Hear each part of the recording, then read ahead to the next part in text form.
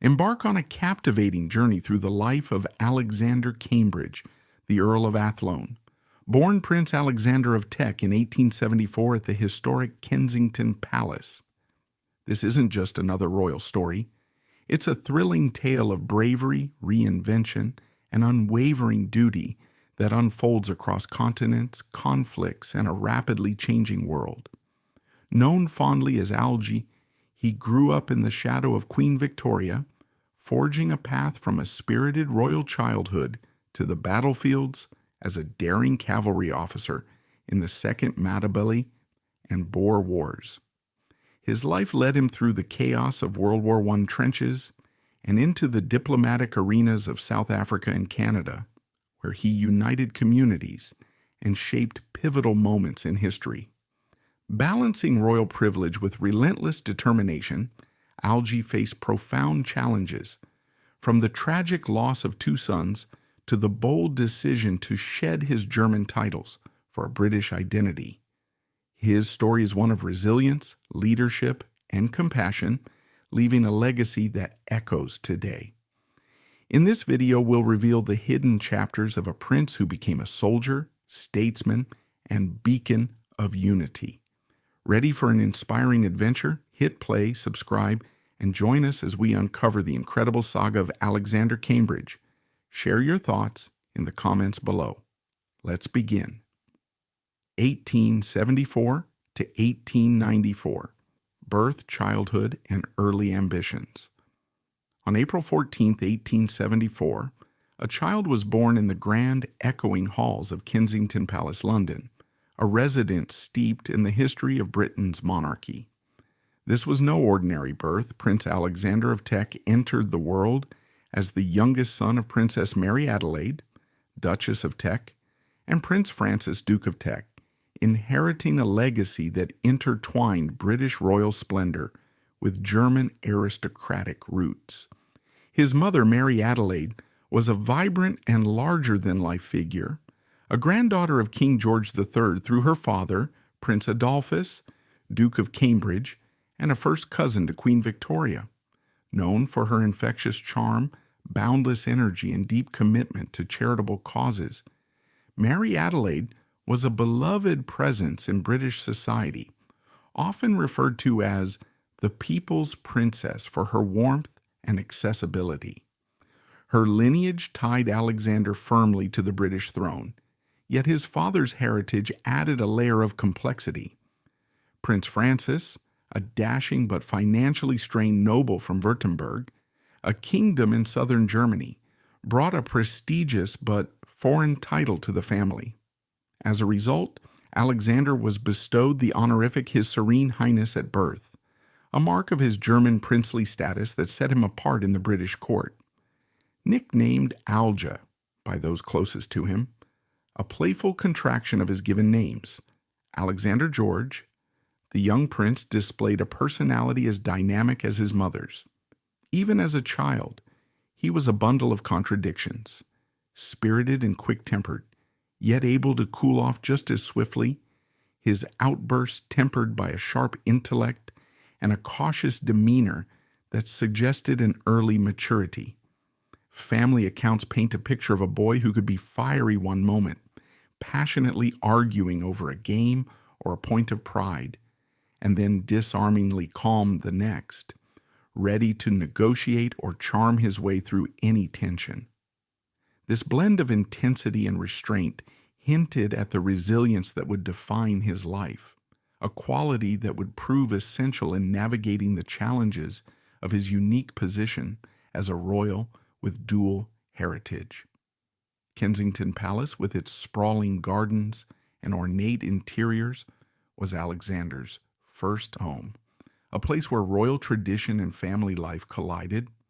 Growing up alongside his siblings, Princess Mary, later Queen Mary, consort to King George V, Prince Adolphus, and Prince Francis, Alge was immersed in a world of privilege, but one not without its pressures. His mother's outgoing nature meant the family was often in the public eye, hosting lavish gatherings and participating in courtly events.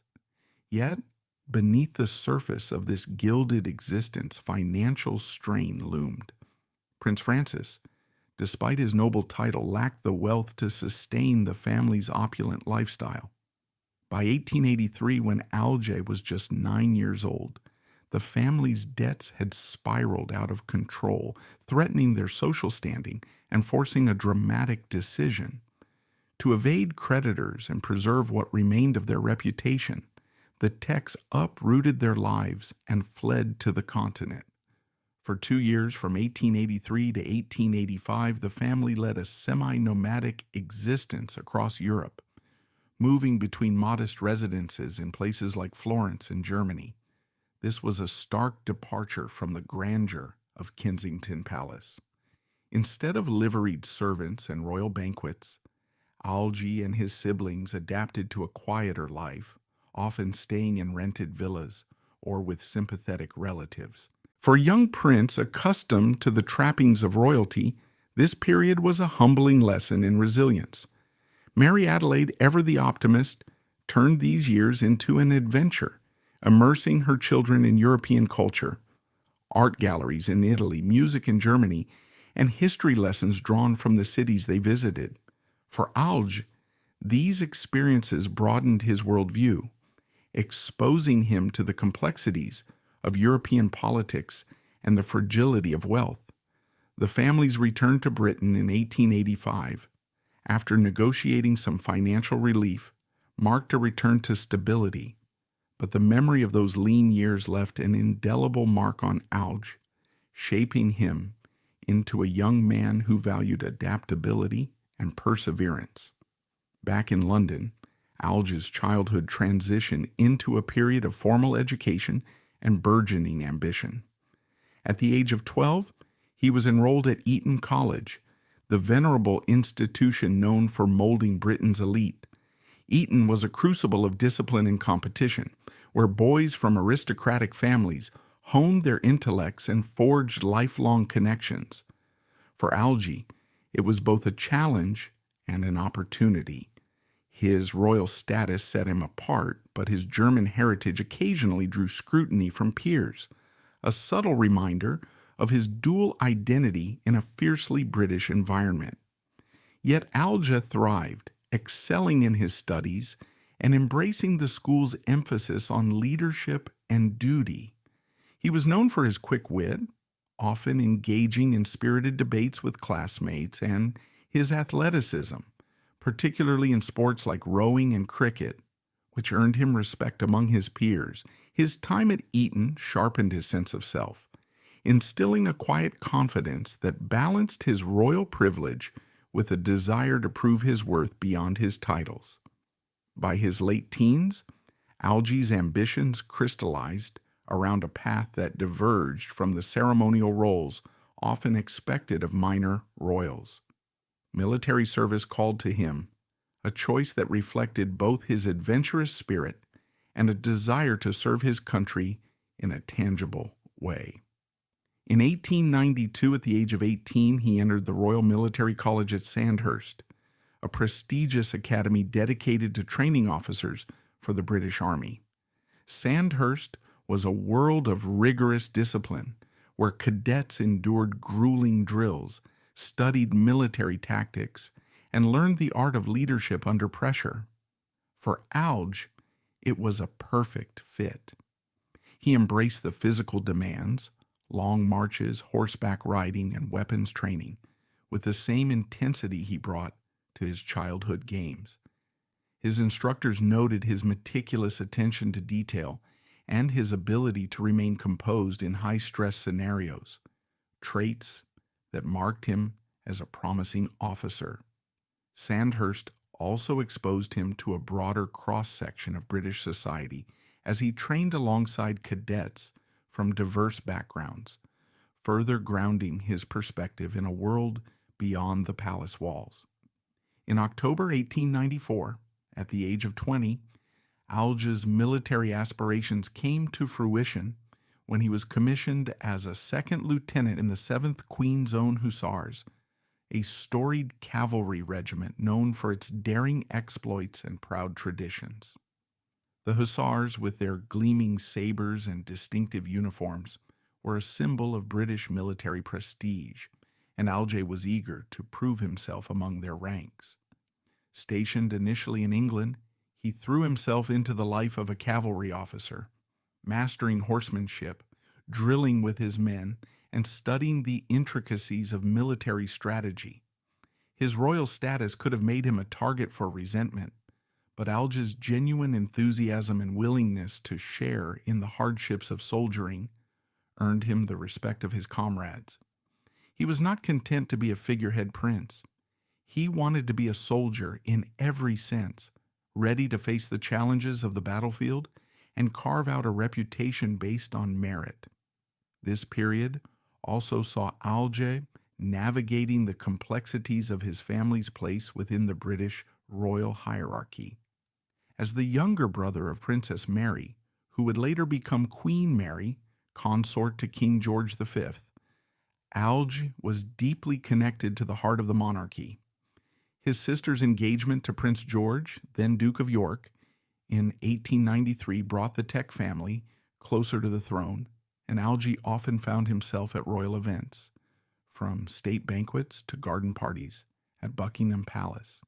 His mother, Mary Adelaide, remained a central figure in his life, her warmth and guidance a constant source of support. Yet, the German heritage inherited from his father continued to shape his identity, both a point of pride and a potential vulnerability in an era of growing Anglo-German tensions. Alger's fluency in German, honed during his childhood travels, and his familiarity with European courts gave him a cosmopolitan outlook, but they also underscored the delicate balance he maintained as a British prince with foreign roots. 1895 to 1903, military service and early honors. By 1895, Alger was no longer just a young royal with a prestigious title.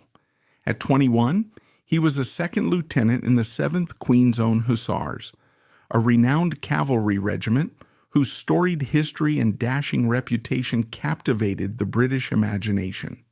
The Hussars, with their polished sabers, plumed helmets, and thundering hooves, were the epitome of military prestige, and Alger was determined to prove himself worthy of their legacy. Stationed initially in England, he immersed himself in the rigorous life of a cavalry officer, mastering the art of horsemanship, drilling with his men, and studying military tactics with a meticulous eye. His royal status, born to Princess Mary Adelaide, Duchess of Teck, and Prince Francis, Duke of Teck, with ties to both the British and German nobility, could have set him apart as a mere figurehead. But Alger was different. His spirited temperament, tempered by a sharp intellect and a knack for staying cool under pressure, drove him to earn the respect of his comrades through action, not privilege. The late 19th century was a time of imperial ambition for Britain, with the empire stretching across continents and its military engaged in conflicts to maintain control over far-flung territories. For Alger, the call to action came in 1896, when he was deployed to southern Rhodesia, modern-day Zimbabwe, during the Second Matabele War. This conflict, part of Britain's efforts to consolidate control over colonial territories, pitted British forces and their allies against the Ndebele people who were resisting colonial encroachment. The war was brutal, fought in rugged terrain under harsh conditions, with guerrilla tactics and ambushes testing the mettle of even seasoned soldiers. For a 22-year-old prince, it was a trial by fire. Alger, mounted with the hussars, rode into the fray, leading charges and navigating treacherous landscapes dotted with rocky outcrops and dense bush. His courage under fire was undeniable.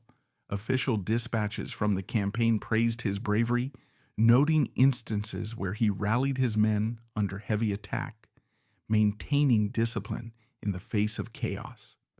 One account described him leading a patrol through a narrow valley, fending off an ambush with quick thinking and steady command, earning the admiration of both his troops and superiors. The Second Matabele War was a formative experience for Alger, not only proving his physical courage but also shaping his understanding of leadership.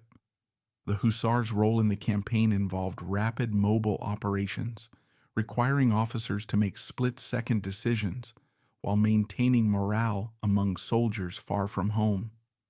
Alger's ability to connect with his men, sharing in their hardships, from sweltering days to nights spent in makeshift camps, set him apart. He was not the aloof aristocrat some might have expected.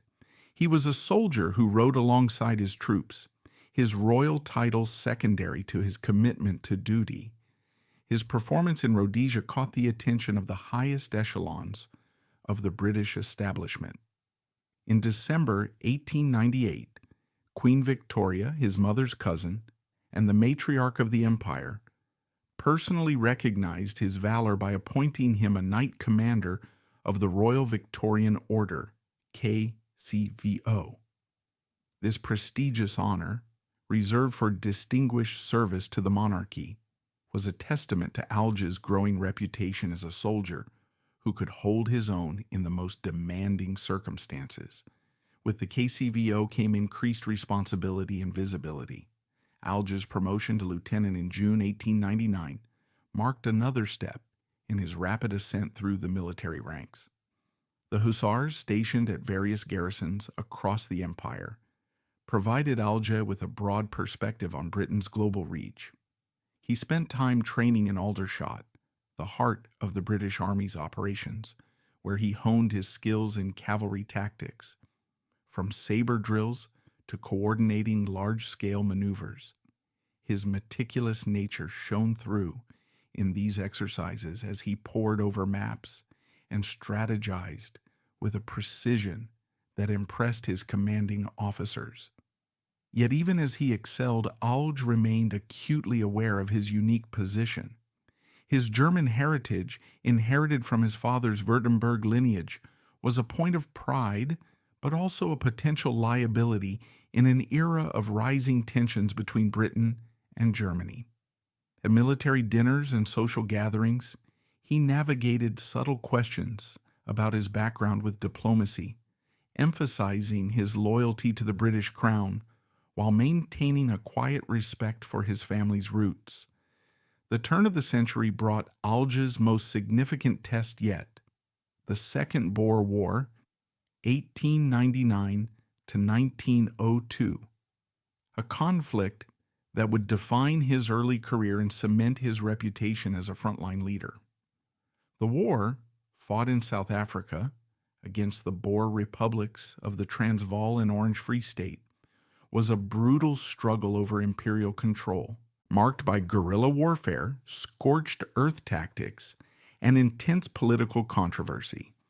For Alger, now a lieutenant with the 7th Queen's Own Hussars, the war was an opportunity to prove himself on a larger stage. Deployed to the South African veldt in late 1899, he faced a landscape vastly different from the lush fields of England or the rugged hills of Rhodesia. The vast open plains, punctuated by rocky kopjes and thorny scrub, demanded adaptability and endurance. The Boers, skilled marksmen and horsemen, were formidable opponents, using their knowledge of the terrain to launch devastating ambushes. Alger's role with the Hussars was multifaceted. As a cavalry officer, he led reconnaissance missions, galloping across the veldt to scout enemy positions, often under the threat of sniper fire. His unit was tasked with protecting supply lines, a critical but dangerous job, as Boer commandos frequently targeted British convoys. In one notable engagement, Alger's quick decision-making saved a supply train from being overrun, earning him praise in field reports. His ability to remain calm under pressure was a recurring theme, whether directing his men through a sudden skirmish or coordinating with other units during larger operations. He displayed a cool-headed resolve that belied his youth. By April 1900, His leadership earned him a promotion to captain, a rank that reflected his growing authority and the trust placed in him by his superiors. The Boer War was not without its personal toll. The harsh conditions, scorching days, freezing nights, and constant threat of attack tested Alge's physical and mental endurance. He witnessed the devastation of war firsthand, from the destruction of Boer farms under Britain's controversial scorched earth policy to the suffering of soldiers and civilians alike. Yet these experiences deepened his sense of duty. He wrote letters home to his mother, Mary Adelaide, describing the stark beauty of the South African landscape and the camaraderie among his men, though he was careful to downplay the dangers. His sister, Princess Mary, later Queen Mary, was a frequent recipient of these letters, and their close bond provided Alge with an emotional anchor during his time abroad. His royal connections also meant he was occasionally called upon for ceremonial duties, such as representing the army at meetings with colonial officials, but he preferred the action of the field to the pomp of official events. In April 1901, Alge's service in the Boer War was recognized with one of the highest honors of his early career, the Distinguished Service Order, DSO, awarded by King Edward VII, who had ascended the throne following Queen Victoria's death in January of that year. The DSO, a decoration for gallantry and leadership in combat, was a rare honor for a young officer, and it underscored Alge's transformation from a royal prince to a respected military leader. The citation highlighted his distinguished conduct in the field, particularly his role in several key engagements where his tactical acumen and bravery turned the tide. For Alge, the DSO was more than a medal. It was validation of his commitment to earning his place through merit, not birthright. His men, many of whom had initially viewed him as a privileged aristocrat, now saw him as a leader who shared their risks and fought alongside them. Beyond the battlefield, Alge's time in South Africa exposed him to the complexities of Britain's imperial project. The Boer War was deeply divisive, both in Britain and abroad, with critics questioning the morality of the empire's actions. Alge, while loyal to his country, was not blind to these debates. His interactions with colonial administrators, local settlers, and even captured Boer prisoners gave him a nuanced perspective on the conflict. He developed a reputation for fairness, treating subordinates and adversaries with respect, a trait that would later define his diplomatic roles. His fluency in German, a legacy of his Württemberg heritage, occasionally proved useful in communicating with Boer prisoners who spoke Afrikaans, a language derived from Dutch and closely related to German. These moments of connection, however brief, hinted at Alge's ability to bridge divides, a skill that would serve him well in his future roles. By 1902, as the Boer War drew to a close with the signing of the Treaty of Vereeniging, Alge returned to Britain, his reputation as a soldier firmly established. The war had been a crucible, testing his courage, leadership, and resilience. At 28, he was no longer just the younger son of a royal family. He was a decorated officer with a string of honors, KCVO, DSO, and campaign medals that spoke to his frontline experience. His promotions to lieutenant and captain in quick succession reflected his rapid rise, but they also carried the weight of expectation. As a member of the extended royal family, Alge was under constant scrutiny, his actions reflecting not only on himself, but on the monarchy. His sister Mary's position as the fiancée of Prince George, Duke of York, placed the Teck family closer to the throne, amplifying the public's interest in Alge's career. 1903 to 1914, marriage and family life. In the autumn of 1903, Alge stood at a crossroads. At 29, He was a decorated military officer, fresh from the battlefields of the Second Boer War, with a distinguished service order and a Knight Commander of the Royal Victorian Order to his name. Yet his life was about to take a deeply personal turn that would anchor him in both love and duty. On November 16, 1903, the announcement of his engagement to Princess Alice of Albany sent ripples through Britain's high society and the courts of Europe. Alice, a distant cousin, was no ordinary bride. As the daughter of Prince Leopold, Duke of Albany, and granddaughter of Queen Victoria, she carried the weight of royal lineage, her poised demeanor and quiet strength making her a beloved figure in the royal family. Their union was more than a marriage. It was a melding of two branches of Victoria's sprawling dynasty, a match that promised to strengthen the bonds of the British monarchy. Alice, born in 1883, was 9 years Alge's junior, but her life had been shaped by both privilege and tragedy. Her father, Prince Leopold, had died of hemophilia when she was just a year old, leaving her mother, Princess Helena of Waldeck and Pyrmont, to raise her and her brother, Charles Edward, alone. Alice grew up under Queen Victoria's watchful eye, spending much of her childhood at Claremont House in Balmoral, where she developed a reputation for intelligence and compassion. Her connection to Alge was rooted in shared lineage. Both were great-grandchildren of King George III, and a mutual understanding of the pressures of royal life. Their engagement, announced with the formality befitting their status, was met with enthusiasm by the public and the press, who saw it as a fairy tale romance between two of Victoria's descendants.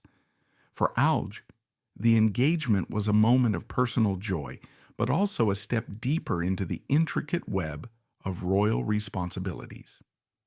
The wedding, held on February 10, 1904, at St. George's Chapel in Windsor Castle, was a spectacle of royal grandeur. The chapel, nestled within the ancient walls of Windsor, was transformed into a vision of elegance, its Gothic arches adorned with flowers, and its pews filled with Europe's elite. Alice, radiant in a silk gown embroidered with silver thread, wore a tiara that sparkled under the chapel's stained glass light, a gift from Queen Victoria's collection. Alge, resplendent in his military uniform as a captain in the 7th Queen's Own Hussars, cut a dashing figure, his chest adorned with the medals earned in Rhodesia and South Africa. The guest list read like a who's who of royalty. King Edward VII and Queen Alexandra presided over the ceremony, joined by Alge's mother, Princess Mary Adelaide, and his sister, Princess Mary, now the Princess of Wales, following her 1893 marriage to Prince George. European royals, including representatives from Germany's Württemberg court, added an international flair, though Alge's German heritage was carefully downplayed in the British press, reflecting the growing unease over Anglo-German relations. The ceremony itself was steeped in tradition, with the Archbishop of Canterbury officiating, and the choir filling the chapel with soaring hymns. As Alge and Alice exchanged vows, the weight of their shared heritage was palpable. This was a union that not only joined two hearts, but also reinforced the ties between Britain's monarchy and its extended European family. 6 days later, on February 16, 1904, King Edward VII marked the occasion with a significant honor, elevating Alge to Knight Grand Cross of the Royal Victorian Order, GCVO. This upgrade from his 1898 knighthood was a nod to both his military service and his new role as a husband within the royal fold. The GCVO, a personal gift from the monarch, underscored Alge's growing prominence, a prince who had earned his place through action and was now stepping into a new chapter of duty. The newlyweds settled into married life, dividing their time between London and the countryside where they could escape the public eye. Their home at Kensington Palace, where Alge had been born, became a haven for their budding family. Alice, with her gentle humor and deep sense of duty, complemented Alge's more intense personality. Their partnership was built on mutual respect, with Alice supporting Alge's military career while pursuing her own charitable endeavors, a passion inherited from her grandmother, Queen Victoria. Alge, meanwhile, continued his duties with the Hussars, balancing regimental life with the demands of royal engagements. His role as a captain required frequent travel to garrisons, training exercises, and ceremonial duties, but he made time to nurture his relationship with Alice, often writing her letters filled with affectionate anecdotes from his travels. The couple's joy deepened with the birth of their first child, Princess May Helen Emma, on January 23, 1906. Named after Alge's sister and mother, May was a bright, curious child who brought light to their household. Her christening, held at Windsor, was attended by King Edward VII and Queen Alexandra, reinforcing the family's close ties to the throne. A year later, on August 24, 1907, Alge and Alice welcomed their second child, Prince Rupert Alexander George, named in part after Alge's own middle name. Rupert's arrival was celebrated with equal fanfare, his robust health a relief in an era when infant mortality was a constant concern, particularly for royals aware of hemophilia's shadow in their lineage. The couple's happiness seemed complete, but they longed for a larger family, and on March 29, 1910, Alice gave birth to their third child, Prince Maurice Francis George. His arrival was a moment of triumph, but it would soon be overshadowed by tragedy. In September 1910, just 6 months after his birth, Maurice fell ill, his tiny body succumbing to a sudden infection. Despite the best efforts of doctors, he passed away on September 14, 1910, leaving Alge and Alice devastated. The loss of an infant was a heart-wrenching blow, even for a family accustomed to the stoicism demanded by royal life. Alice, who had already lost her father as a child, bore the grief with quiet strength, while Alge channeled his sorrow into his duties, finding solace in routine.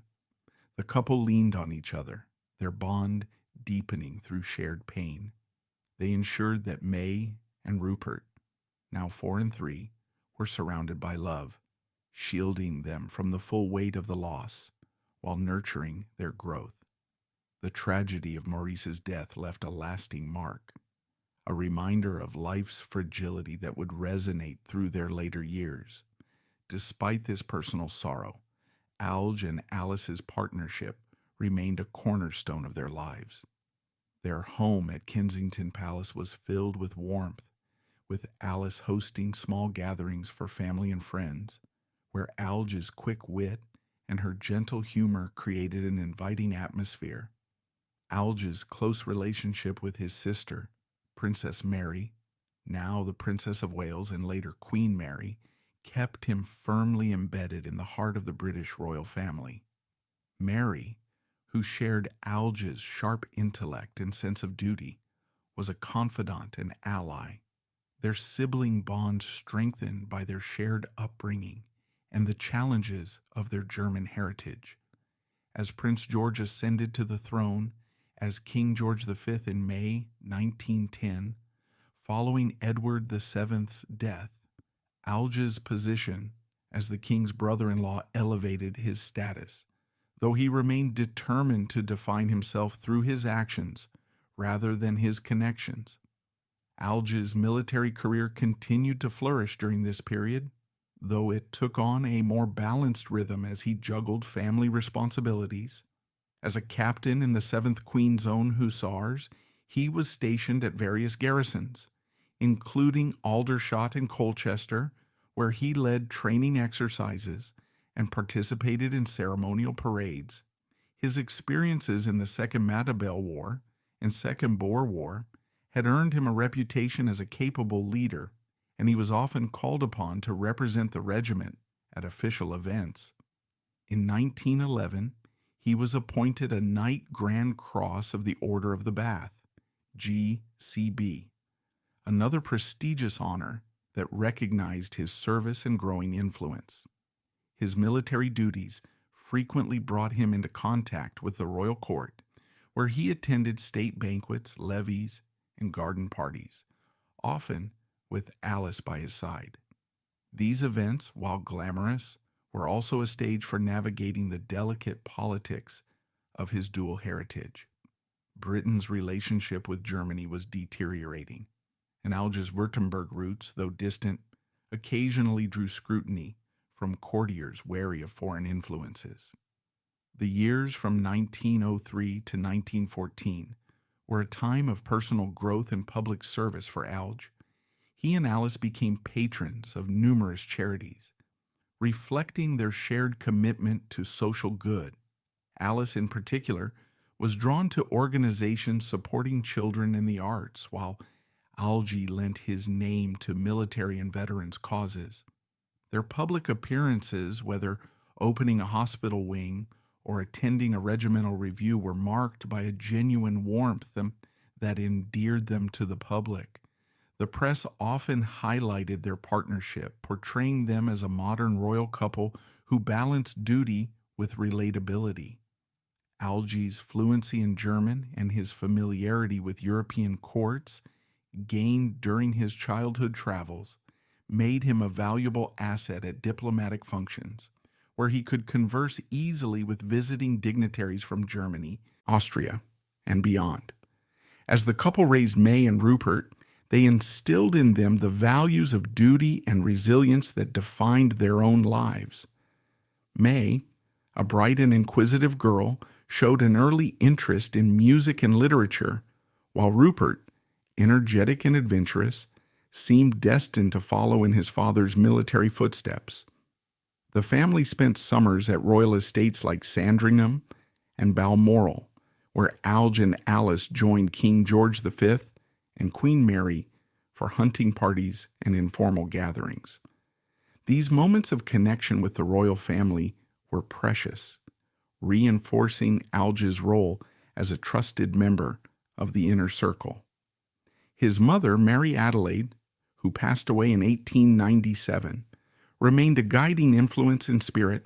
Her legacy of warmth and service echoed in Alge and Alice's approach to their roles. By 1914, as the clouds of World War I gathered, Alge and Alice had built a life of stability and purpose. Their marriage, forged in love and strengthened by shared loss, was a partnership of equals, each supporting the other's endeavors. Alge's military career, now complemented by his family life, had made him a respected figure in both the army and the royal court. His close ties to Queen Mary and King George V placed him at the heart of the monarchy. Yet his experiences, from the loss of Maurice to the demands of his hussar duties, had grounded him in a reality far removed from the pomp of palace life. The honors he received, including the GCVO and GCB, were not just symbols of status, but markers of a life dedicated to service. 1914 to 1923, World War I, renunciation of German titles, and post-war service. At 40, Alge was a seasoned military officer, a captain in the 7th Queen's Own Hussars, with a Distinguished Service Order and Knight Grand Cross of the Royal Victorian Order earned through valor in the Second Matabele and Boer Wars. Now a major in the 2nd Life Guards, a prestigious cavalry regiment, Alge was poised to lead his men into the maelstrom of World War I, a conflict that would not only test his courage, but also force him to confront the complexities of his dual British-German heritage. The assassination of Archduke Franz Ferdinand in June 1914 set Europe ablaze, and Britain's declaration of war on Germany in August thrust Alge into a role that would define his legacy. his life already a tapestry of military service and royal duty, was about to be reshaped by the crucible of war and a profound personal transformation. As the war erupted, Alge's initial trajectory was unexpectedly altered. Prime Minister H. Asquith had nominated him for the prestigious role of Governor-General of Canada, a position that would have placed him at the heart of the British Empire's colonial administration. However, the urgent call to active duty superseded these plans. The Second Life Guards, known for their ceremonial splendor but also their combat readiness, were mobilized for the Western Front, and Alger prepared to lead his regiment into the grueling battlefields of France and Flanders. The early months of the war were chaotic, with the British Expeditionary Force facing the German army's relentless advance. Alger's regiment was deployed to the Ypres sector, where the muddy, shell-scarred trenches became a brutal reality. As a major, he was responsible for coordinating cavalry operations, often under intense artillery fire, and leading reconnaissance missions through no man's land, where the threat of snipers and machine guns was ever present. The conditions in the trenches tested Alger's resilience as never before. The Western Front was a landscape of devastation, barbed wire, cratered fields, and the constant din of artillery. Alger's leadership was marked by a calm authority that steadied his men. In one documented instance, during a German assault near Ypres in 1915, he rallied his unit under heavy bombardment, directing them to hold a critical position until reinforcements arrived. His ability to maintain discipline and morale in such dire circumstances earned him a brevet promotion to lieutenant colonel in early 1915, a recognition of his battlefield leadership.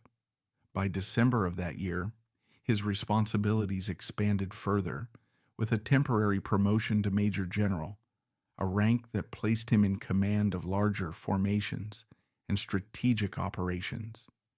This rapid ascent reflected not only his competence, but also the dire need for experienced officers in a war that was consuming lives at an unprecedented rate. Alger's service was not confined to the front lines. His royal status and military expertise made him a valuable liaison between field commanders and the War Office, and he occasionally traveled to London for briefings. These trips brought him into close contact with his brother-in-law, King George V, and his sister, Queen Mary, whose unwavering support for the war effort inspired Alger's own commitment. In June 1917, his contributions were formally recognized when King George V awarded him the Companion of the Order of St. Michael and St. George, CMG, a decoration for distinguished service in foreign affairs or military operations. The honor was a testament to Alger's ability to navigate the complexities of wartime leadership, balancing tactical demands with the broader strategic needs of the empire. Yet, the war brought a personal crisis that struck at the core of Alger's identity. His German heritage, inherited from his father, Prince Francis, Duke of Teck, and tied to the Württemberg titles that had defined his early life, became a lightning rod as anti-German sentiment swept through Britain. The war had unleashed a wave of xenophobia, with German names, businesses, and even royals coming under scrutiny. Shops with German-sounding names were vandalized, and public figures with ties to Germany faced suspicion. For Alger, whose title of His Serene Highness Prince Alexander of Teck was rooted in his Württemberg lineage, this posed a profound dilemma. His loyalty to Britain was unquestionable. He was risking his life in the trenches, but his German titles made him a target of distrust, even among the aristocracy. The crisis came to a head in 1917 as King George V grappled with the monarchy's own German connections. The royal house named Saxe-Coburg and Gotha after Prince Albert, Queen Victoria's consort, was a symbol of German heritage at a time when Britain was locked in a life-or-death struggle with Germany. In a bold move to align the monarchy with national sentiment, George V issued a proclamation on July 17, 1917, renaming the royal house the House of Windsor, a quintessentially British name inspired by the historic castle. He also ordered all members of the royal family to relinquish their German titles and styles, a decision that would reshape Alge's identity and future. On July 14, 1917, just days before the House of Windsor proclamation, Alge and his brother Prince Adolphus, Duke of Teck, made a historic decision. They renounced their German titles, including His Serene Highness, and adopted the surname Cambridge, a nod to their maternal grandfather, Prince Adolphus, Duke of Cambridge. This was no small act. It was a deliberate severance of a heritage that had defined their family for generations.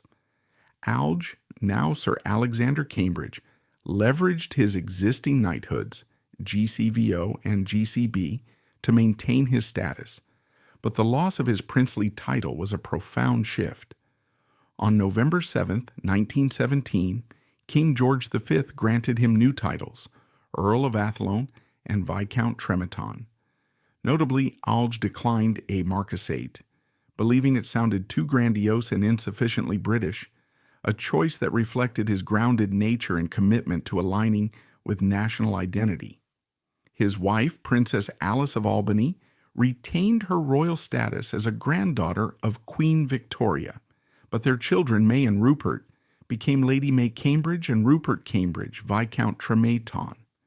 This rebranding was a powerful statement of loyalty, a public declaration that Alge's allegiance lay with Britain in a time of crisis. The decision to renounce his German titles was not without personal cost. Alge had grown up with pride in his Württemberg heritage, speaking fluent German and maintaining ties with relatives in Germany.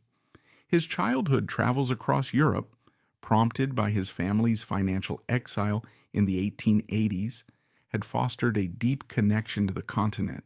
Yet the war demanded a choice, and Alge chose Britain unequivocally. The public response was overwhelmingly positive, with newspapers praising his patriotism.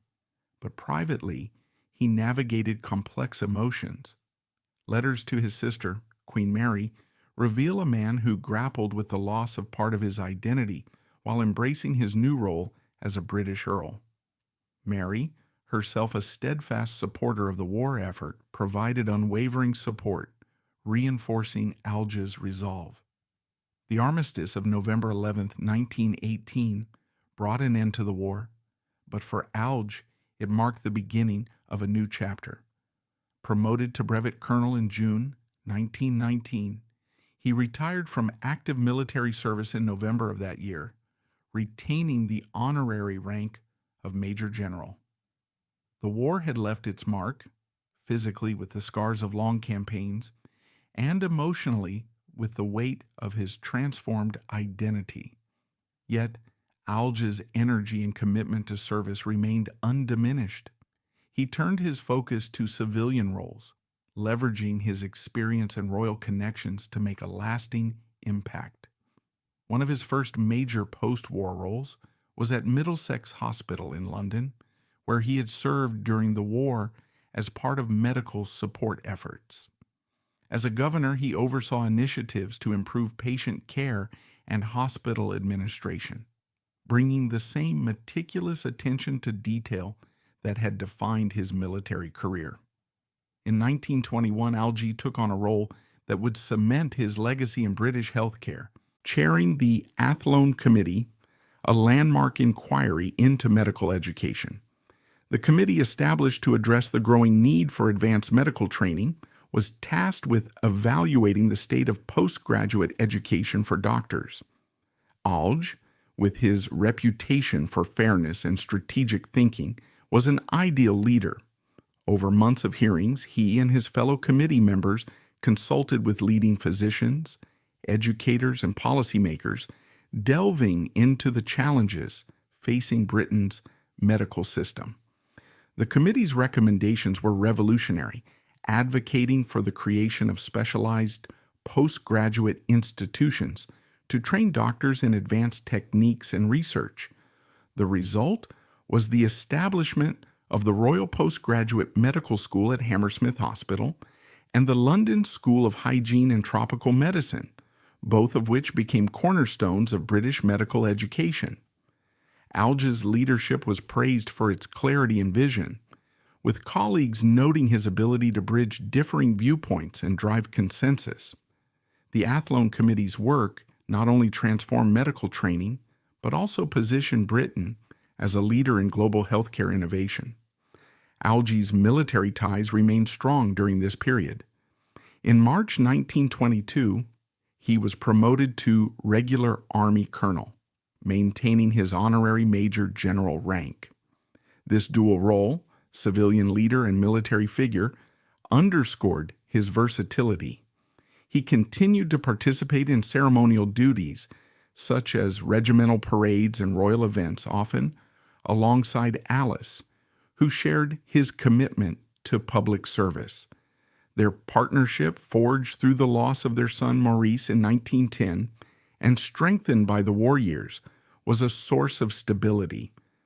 Alice's charitable work, particularly with organizations supporting children and veterans, complemented Alge's efforts, and together they became a respected presence in British society.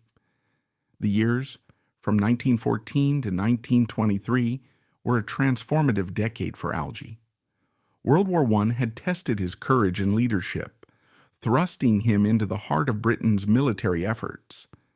The renunciation of his German titles was a defining act of loyalty, one that reshaped his identity and aligned him firmly with the House of Windsor. His transition to civilian life showcased his adaptability as he took on roles that had a lasting impact on healthcare and education. The Athlone Committee's work in particular was a testament to his ability to lead beyond the battlefield, applying the same strategic mind to the challenges of post-war Britain. His close ties to Queen Mary and King George V kept him at the heart of the monarchy, yet his actions, whether in the trenches or the committee room, were driven by a commitment to service over privilege. 1924 to 1939, Governor General of South Africa and diverse leadership in Britain. In December 1923, Alexander Cambridge received a summons that would propel him onto the global stage. At 49, he was a seasoned military officer, a decorated veteran of the Second Matabele and Boer Wars, and a newly minted British Earl, having renounced his German titles during World War I. King George V, his brother-in-law through his sister, Queen Mary, appointed him Governor-General of the Union of South Africa, a role that would test his diplomatic finesse in one of the British Empire's most politically complex dominions. Alge, with his wife Princess Alice of Albany, arrived in Pretoria in January 1924, stepping into a role that demanded not only ceremonial grace but also the ability to navigate a nation on the brink of transformation. The next 7 years would see him forge connections across a divided society, leaving a legacy of unity that earned him one of Britain's highest honors. Upon his return to Britain in 1931, Alge's influence only grew as he took on diverse leadership roles that spanned royal duties, academia, healthcare reform, and even the world of sport, cementing his reputation as a versatile and impactful public servant. The Union of South Africa in 1924 was a nation of stark contrasts. Formed in 1910 from the unification of 4 colonies, Cape Colony, Natal, Transvaal, and Orange Free State, it was a dominion within the British Empire, but tensions simmered beneath its surface. Afrikaner nationalism, fueled by a desire for greater independence from British influence, was on the rise, led by Prime Minister J.B.M. Herzog and his National Party. Herzog, a staunch advocate for Afrikaner identity, pushed for policies that emphasized South African sovereignty, including a new national flag that would replace the Union Jack with symbols reflecting local heritage. At the same time, the English-speaking population, loyal to the Crown, resisted these changes, while Black, colored, and Indian communities faced systemic exclusion under the emerging framework of racial segregation. Into this volatile landscape stepped Alge, a man whose military background, royal connections, and diplomatic acumen made him uniquely suited to bridge divides. As Governor General, Alge's role was both ceremonial and substantive. He represented the British Crown, acting as the king's emissary in a dominion where loyalty to Britain was a contested issue. His residence at Government House in Pretoria became a hub of activity, hosting state dinners, receptions, and meetings with political leaders. Yet Alge was not content to remain cloistered in the capital. From the outset, he and Alice embarked on extensive tours across South Africa, traveling from the bustling ports of Cape Town and Durban to the rural heartlands of the Transvaal and Orange Free State. These journeys, often by train or horseback, were grueling but deliberate, designed to connect with South Africans of all backgrounds, Afrikaners, English settlers, and, where possible, indigenous and other marginalized communities. Alge's charm, honed through years of royal engagements, and Alice's quiet compassion made them a formidable team, winning hearts in communities often skeptical of British authority. One of Alge's most significant challenges was the flag controversy, a symbol of the broader struggle between Afrikaner nationalism and British imperialism. Herzog's push for a new flag free of the Union Jack was a flashpoint, threatening to deepen divisions. Alge, with his keen understanding of diplomacy, proposed a compromise design that incorporated South African elements, such as the springbok and protea, while retaining the Union Jack in a smaller form. This proposal, presented in 1927, sparked heated debate in Parliament and the press. Afrikaner leaders saw it as too British, while English-speaking communities argued it diluted imperial ties.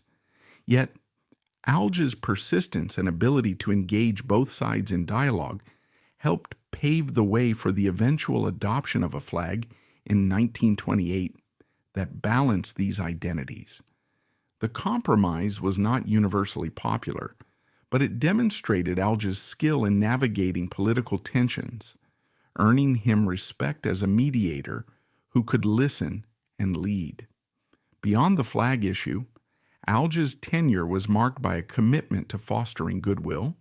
His ceremonial duties included opening public works, such as Johannesburg's Pioneers Park in 1926, a green oasis honoring the city's early settlers. These events were more than photo opportunities. They were chances to engage with local leaders and citizens, from Afrikaner farmers to urban professionals. Alge's speeches, delivered in his clear, measured tone, emphasized unity and shared progress, carefully avoiding rhetoric that could inflame tensions. Alice, meanwhile, championed causes like education and healthcare, visiting schools and hospitals to highlight their importance. Their joint efforts helped soften the image of the Governor General's office, often seen as a distant symbol of British control, and made it more accessible to ordinary South Africans. Alge's travels took him to remote regions, where he met with tribal leaders and community elders, a rare gesture for a colonial official in an era of rigid racial hierarchies.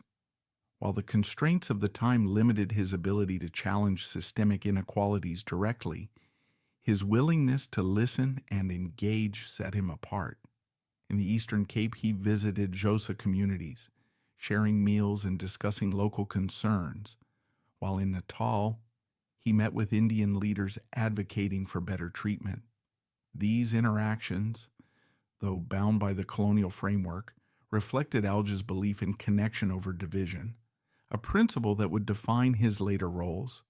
His efforts were not without criticism. Some Afrikaner nationalists viewed him as an agent of British interests, while others questioned his ability to effect systemic change. But his genuine warmth and tireless dedication won over many skeptics.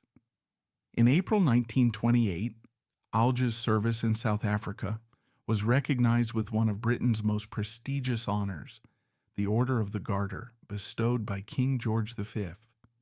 This rare accolade, limited to 24 living members outside the royal family, was a testament to Alge's impact as a diplomat and unifier.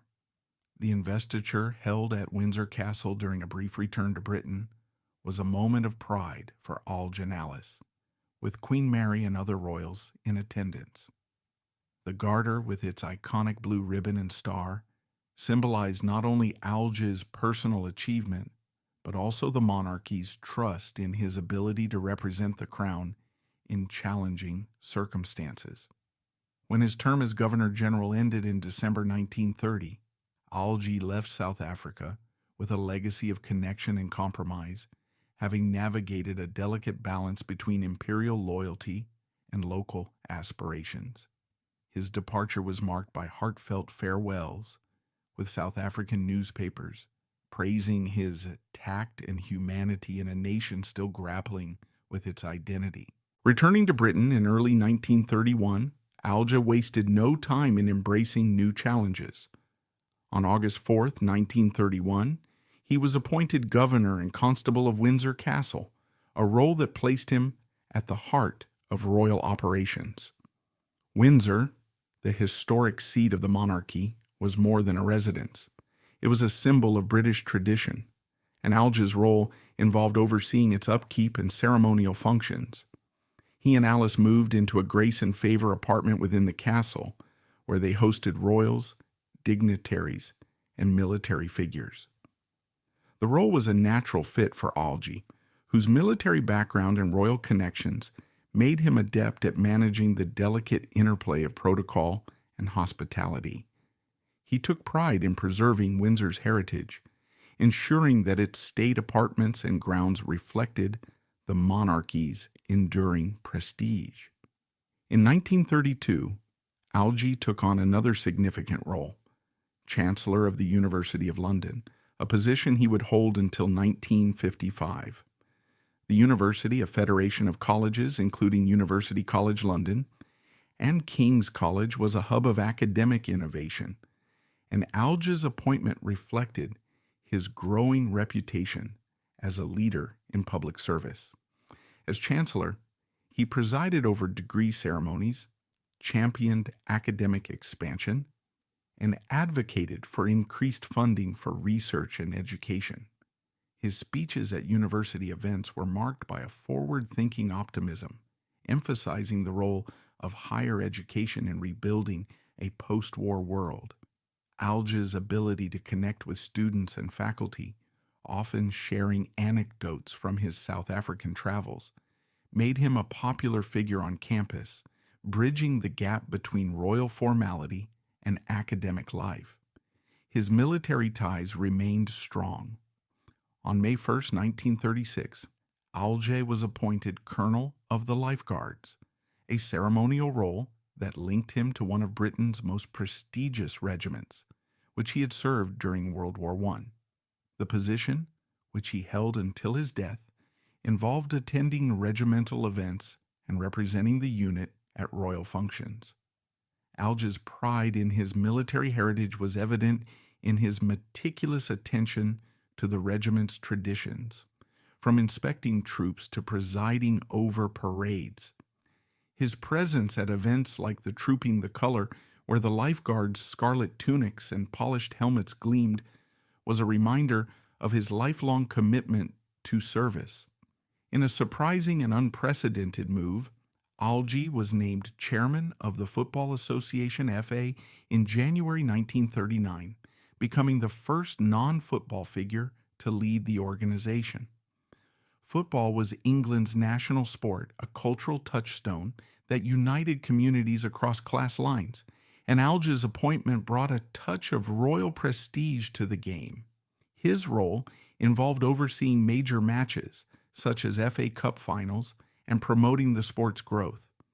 Alge, though not a footballer himself, embraced the position with enthusiasm, attending games at Wembley Stadium and meeting with players and officials. His charm and accessibility helped elevate the FA's profile, and his speeches at football events often drew parallels between the teamwork of sport and the unity he had fostered in South Africa. In 1937, Alge chaired another landmark inquiry, the Athlone Report on Nursing, which addressed critical issues in nurse recruitment and training. The nursing profession, strained by the demands of an expanding healthcare system, faced shortages and inconsistent standards. Alge, building on his success with the 1921 Athlone Committee on Medical Education, led a thorough investigation consulting with nurses, hospital administrators, and policymakers. The report's recommendations: improved training programs, better working conditions, and increased recruitment efforts, laid the groundwork for modernizing Britain's nursing workforce. Alge's ability to listen and synthesize complex issues, honed in South Africa, was evident in the report's clarity and impact, further solidifying his legacy in healthcare reform. 1940 to 1946, Governor General of Canada. During World War II. In February 1940, as the flames of World War II consumed Europe, Alexander Cambridge received a call to serve that would mark one of the most significant chapters of his life. At 66, he was a seasoned figure, a decorated veteran of colonial wars, a former Governor General of South Africa, and a trusted member of the British royal family through his sister, Queen Mary, consort to King George V. The sudden death of Lord Tweedsmuir, Canada's Governor-General, left a void in the Dominion's leadership at a critical moment. Canadian Prime Minister William Lyon Mackenzie King, seeking a steady hand to guide Canada through the war, recommended Alge for the role. On June 21, 1940, after a perilous transatlantic crossing to evade German U-boats, Alge was sworn in as Governor-General of Canada at Rideau Hall in Ottawa. Alongside his wife, Princess Alice of Albany, he embarked on a transformative 6-year tenure that would see them become pivotal figures in Canada's war effort, hosts to exiled royalty, and facilitators of historic Allied conferences, all while leaving a lasting legacy of warmth and unity. The journey to Canada was a harrowing prelude to Alge's tenure. With Nazi Germany's U-boat campaign targeting Allied ships in the Atlantic, the voyage from Britain to Canada was fraught with danger. Alge and Alice, accompanied by a small entourage, sailed aboard a heavily guarded convoy, zigzagging across the ocean to avoid submarine attacks. The tension aboard ship was palpable. Lookouts scanned the horizon for periscopes, and lifeboat drills were a daily reality. Alge, with his military background from the Second Matabele War, Boer War, and World War I, remained composed, reassuring Alice and their staff with his characteristic calm. Their arrival in Halifax in June 1940 was met with relief and a warm welcome, as Canadians recognized the significance of a royal figure taking up the vice-regal post during such a tumultuous time. The swearing-in ceremony at Rideau Hall, a stately mansion nestled along the Ottawa River, was a moment of solemnity, with Alge pledging to serve Canada and the Crown in a speech that resonated with hope and resolve. As Governor-General, Alge's role was multifaceted, blending ceremonial duties with substantive leadership. Canada, as a dominion of the British Empire, was fully committed to the war effort, mobilizing troops, resources, and industry to support the Allies. Alge saw his mission as twofold: to strengthen Canada's ties to the Crown and to boost national morale in a time of global uncertainty. From the outset, he and Alice embarked on extensive tours across the vast country, traveling from the industrial heartlands of Ontario and Quebec to the prairies of Manitoba and the coastal communities of British Columbia. These journeys, often by train or car over rugged terrain, were grueling for a couple in their 60s. But Alge's energy and Alice's grace made them tireless ambassadors. They visited military bases where Alge, in his honorary Major General's uniform, inspected troops and delivered speeches that stirred pride and determination. At Camp Borden in Ontario, he addressed rows of young soldiers bound for Europe, his words echoing his own experiences in the trenches of World War I, urging them to carry Canada's honor into battle. Hospitals and war factories were also frequent stops on Alge's tours. In Montreal, he and Alice visited wounded soldiers, offering words of encouragement and distributing small tokens, such as cigarettes and books, to lift spirits. Alice, with her long-standing commitment to charitable causes, took a particular interest in the welfare of nurses and medical staff, advocating for better resources for military hospitals. In Toronto's munitions factories, Alge met with workers, many of them women stepping into roles traditionally held by men, praising their contributions to the war effort. These visits were widely covered by the Canadian press, which portrayed Alge and Alice as approachable figures who connected with ordinary citizens, from farmers to factory workers. Their ability to bridge the gap between the vice-regal office and the public helped foster a sense of unity in a nation rallying for war. Rideau Hall became a hub of wartime diplomacy under Alge's stewardship. As Nazi Germany overran much of Europe, several European royals sought refuge in Canada, transforming the Governor-General's residence into a haven for displaced monarchs. Crown Prince Olav of Norway, Grand Duchess Charlotte of Luxembourg, and Queen Wilhelmina of the Netherlands were among the distinguished guests who found sanctuary at Rideau Hall. Alge and Alice, with their deep ties to European royalty, Alice as a granddaughter of Queen Victoria, were ideal hosts, offering both hospitality and diplomatic support. Queen Wilhelmina, who arrived in 1940 after the German invasion of the Netherlands, was a particularly frequent visitor, her daughter Princess Juliana and grandchildren also staying at Rideau Hall. Alge facilitated meetings between these exiled leaders and Canadian officials, ensuring their voices were heard in Allied planning. The presence of these royals, often seen strolling the grounds of Rideau Hall or attending events in Ottawa, underscored Canada's role as a key Allied partner and elevated Alge's status as a diplomat on the world stage. One of the most significant moments of Alge's tenure came in December 1941, when British Prime Minister Winston Churchill visited Canada.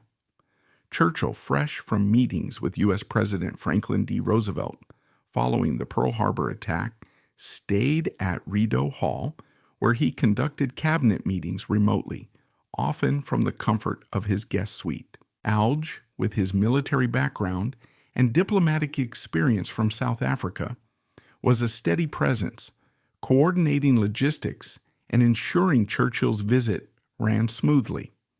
The Prime Minister's famous speech to the Canadian Parliament, urging defiance against the Axis powers, was a high point of the visit, and Alge's role in hosting Churchill strengthened Canada's position in the Allied coalition. The two men, both seasoned by war, shared a mutual respect, with Churchill later praising Alge's calm efficiency in private correspondence. Alge's most critical contribution came during the Quebec conferences of 1943 and 1944, pivotal meetings that shaped the Allied strategy for victory.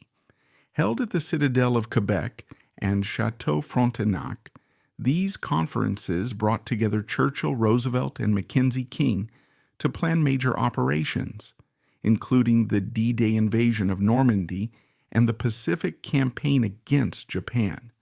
As Governor General, Alge played a key facilitating role, hosting receptions, chairing ceremonial events, and ensuring the smooth operation of these high-stakes gatherings.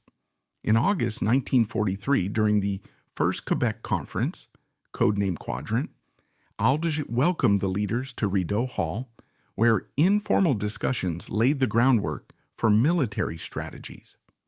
The second conference in September 1944, codenamed Octagon, saw Alge again at the forefront, hosting dinners where Churchill and Roosevelt debated post-war reconstruction.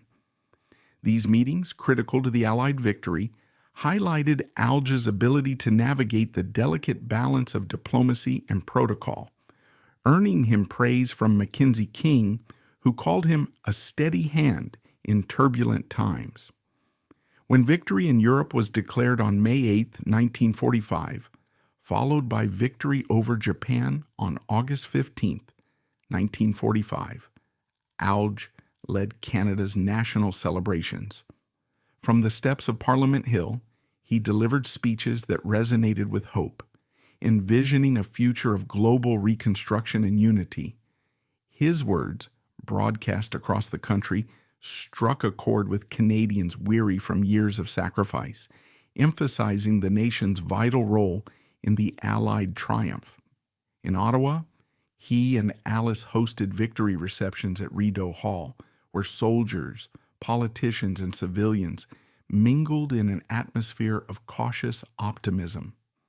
Alge's ability to connect with people, from decorated veterans to ordinary citizens, made these events memorable, reinforcing his reputation as a leader who could inspire and unite. Beyond their wartime duties, Alge and Alice brought a personal warmth to their tenure that endeared them to Canadians.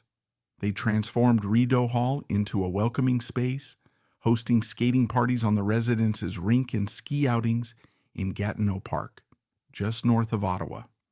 These events, often attended by local families and young soldiers, showcased the couple's down-to-earth charm.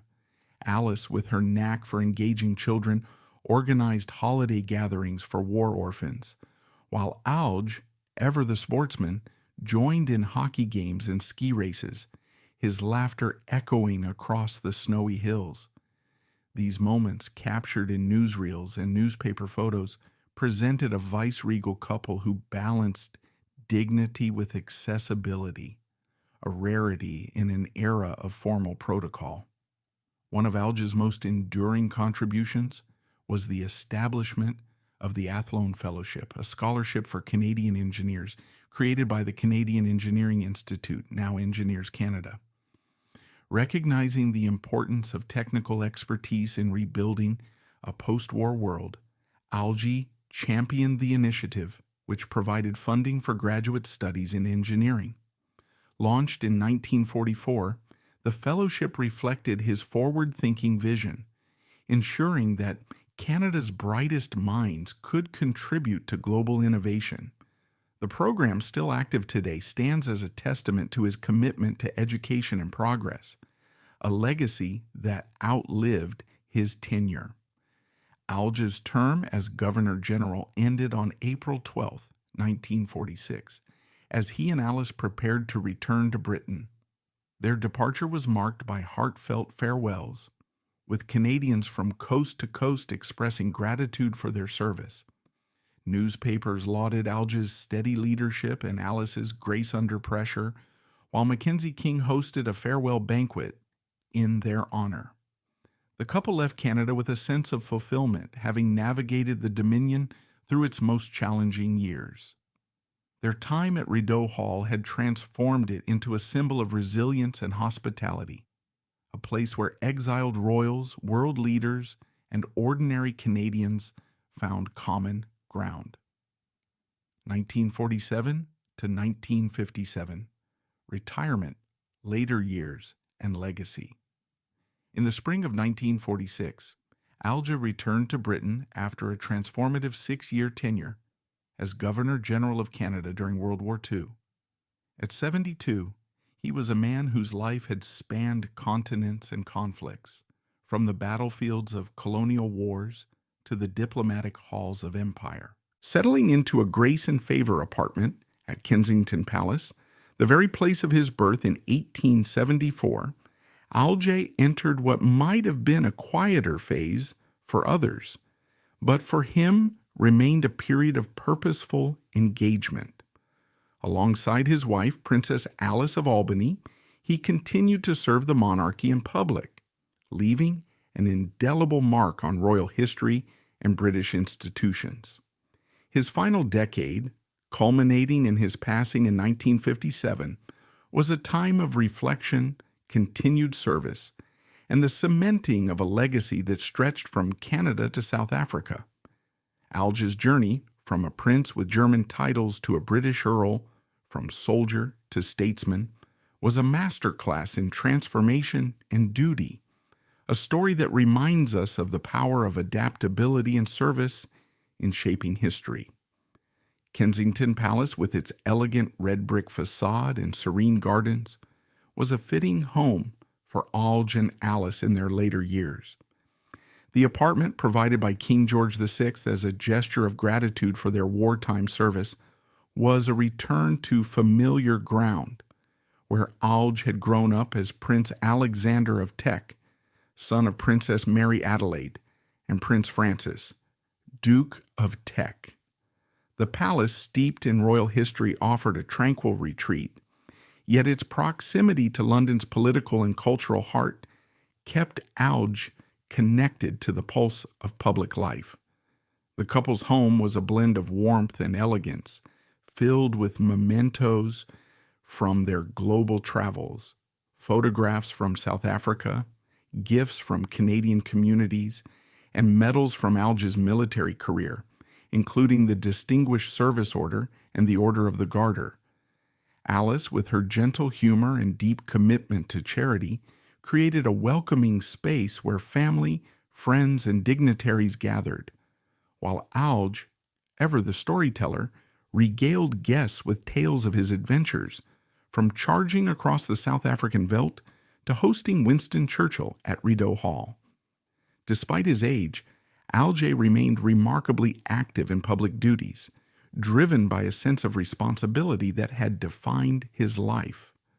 One of his most significant contributions came in 1953, when he served on the committee organizing the coronation of Queen Elizabeth II. The coronation, held on June 2, 1953, was a global spectacle marking the dawn of a new era following the death of King George VI in February 1952. Alge, at 79, brought a wealth of experience to the planning process, having witnessed and participated in royal ceremonies throughout his life. As a member of the Coronation Committee, he worked alongside peers and officials to ensure the event reflected both tradition and modernity. His role involved overseeing logistical details, from the procession routes through London to the guest list at Westminster Abbey, which included leaders from across the Commonwealth, a nod to the empire's evolution into a more egalitarian partnership. Alge's connection to the royal family made his involvement deeply personal. As the brother-in-law of the late King George V, through his sister Queen Mary, and a cousin to the new queen's grandfather, he was a living link to the monarchy's past. During committee meetings, he offered insights drawn from his memories of Edward VII's coronation in 1902 and George I in 1911, advocating for elements that would resonate with a post-war Britain eager for hope. His military background informed his insistence on precision in the ceremonial aspects, particularly the involvement of the household cavalry, with which he had served as colonel of the Life Guards since 1936. On the day of the coronation, Alge and Alice were among the dignitaries at Westminster Abbey, watching as Elizabeth II was crowned in a ceremony broadcast to millions worldwide, a testament to the monarchy's enduring relevance. Alge's pride in the event was evident in his letters to friends, where he described it as a moment of unity for a nation rebuilding itself. Alge's military affiliations remained a cornerstone of his identity, though his active roles began to wind down. On September 1st, 1946, shortly after returning from Canada, he stepped down as colonel of the 7th Queen's Own Hussars, the regiment where he had begun his career as a second lieutenant in 1894. The decision was bittersweet, marking the end of a formal connection to the unit that had shaped his early life through campaigns in Rhodesia and South Africa. However, he continued to attend regimental events, donning his uniform to inspect troops or share stories with younger officers, his presence a reminder of the Hussars' storied history. His role as colonel of the Life Guards, which he held until his death, provided continuity, with Alge presiding over ceremonies like the Trooping the Color, where his erect posture and keen eye belied his age. These duties, though ceremonial, were a source of pride, connecting him to the military legacy he had built over decades. In academia, Alge continued to wield significant influence as Chancellor of the University of London, a position he held from 1932 until 1955. The university, a federation of prestigious colleges, was a beacon of intellectual progress, and Alge's tenure saw it navigate the challenges of post-war reconstruction. As Chancellor, he presided over degree ceremonies, his speeches blending encouragement with reflections on the role of education in a changing world. He championed initiatives to expand access to higher education, particularly for veterans returning from the war, and supported research in science and medicine, building on his earlier work with the Athlone Committee in 1921. His visits to campuses, from the historic halls of University College London to the modern facilities of Imperial College, were marked by genuine engagement with students and faculty. Alge's ability to connect with young scholars, often sharing anecdotes from his South African and Canadian tenures, made him a beloved figure, his royal status secondary to his warmth and curiosity. Even in retirement, Alge's commitment to public service persisted through his involvement in charitable and civic organizations. He and Alice remained patrons of numerous causes, from veterans' welfare to children's education, reflecting their lifelong dedication to social good. Alge's experience with the 1937 Athlone Report on Nursing informed his advocacy for healthcare reform, as he supported efforts to improve conditions for nurses in Britain's National Health Service, established in 1948. Alice, with her focus on youth and the arts, organized events at Kensington Palace to raise funds for charities, often inviting young musicians or artists to perform. These gatherings, attended by a mix of royals, politicians, and philanthropists, showcased the couple's ability to bridge social circles, a skill honed during their vice-regal roles in South Africa and Canada. The couple's personal life, though quieter, was not without its challenges. The loss of their son Maurice in 1910 and their son Rupert in a 1928 car accident at age 20 had left lasting scars, and Alge and Alice leaned on their daughter, Lady May Cambridge, for emotional support. May, now married to Sir Henry Abel Smith, was a source of joy, and her children, Alge and Alice's grandchildren, brought light to their later years. Family gatherings at Kensington Palace or royal estates like Sandringham were cherished moments where Alge, ever the storyteller, entertained with tales of his adventures, from dodging U-boats en route to Canada to negotiating flag designs in South Africa. His close bond with Queen Mary, who lived nearby at Marlborough House until her death in 1953, remained a cornerstone, their shared memories of childhood and royal duty a source of comfort in a rapidly changing world. On January 16, 1957, Alexander Cambridge, Earl of Athlone, passed away at Kensington Palace at the age of 82. His death, following a brief illness, marked the end of an extraordinary life, as he was the last surviving great-grandchild of King George III. The news was met with tributes from across Britain and the Commonwealth, with newspapers lauding his life of service and his unfailing devotion to duty.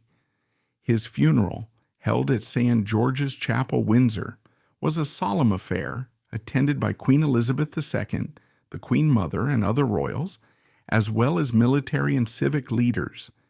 Initially interred at St. George's, his remains were transferred to Frogmore's Royal Burial Ground on May 15, 1957, a serene resting place near Windsor Castle, where he joined generations of royals. Alice, who survived him until 1981, bore the loss with her characteristic grace, continuing their shared charitable work in his memory. Alge's life was adorned with honors that reflected his global impact. The Order of the Garter, awarded in 1928 for his South African service, was the pinnacle of British chivalry, while the Distinguished Service Order, earned in the Boer War, spoke to his battlefield courage. Foreign decorations from Belgium, France, and Russia, received during and after World War I, underscored his diplomatic reach. His name endures in place names like Athlone, Edmonton, and Athlone, Cape Town, as well as institutions such as schools in Canada and South Africa, and the Athlone Fellowship, a scholarship for Canadian engineers. These tangible legacies are matched by the intangible, his role in fostering unity in divided nations, his contributions to medical and nursing education, and his embodiment of royal duty in an era of upheaval. Reflecting on Alge's journey, we see a man who faced personal and public trials with equal resolve. The loss of his sons, Maurice and Rupert, tested his heart, yet he and Alice built a partnership that sustained them through decades of service. His German heritage, once a source of pride, became a challenge. He met with bold sacrifice, aligning himself with Britain's future. His military valor, diplomatic finesse, and civic leadership wove a tapestry of impact that spans continents. As we look back on his life, we're left with a question. Would you have made the same courageous decisions as Alge, stepping into the unknown to serve a greater cause? His story is a call to action, to adapt, to serve, and to leave a legacy that endures. So, what's your take? Could you have walked away from a lifelong title or led a nation through war like Alge did? Drop your thoughts in the comments, hit that like button, and subscribe for more stories that bring history to life. Stay curious, stay engaged, and we'll catch you in the next one.